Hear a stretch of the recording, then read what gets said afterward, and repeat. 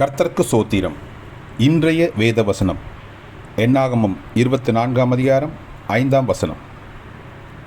யாக்கோபே, உன் கூடாரங்களும் இஸ்ரவேலே, உன் வாசஸ்தலங்களும் எவ்வளவு அழகானவைகள். ஆமென். என்னாகமம் 24:5. யாக்கோபே, உன் கூடாரங்களும் இஸ்ரவேலே, உன் வாசஸ்தலங்களும் எவ்வளவு அழகானவைகள். ஆமென். என்னாகமம் 24ஆம் அதிகாரம் 5ஆம் வசனம். கர்த்தர் உங்களை ஆசீர்வதிப்பாராக, உங்களோடு கூட இருப்பாராக. ஆமென்.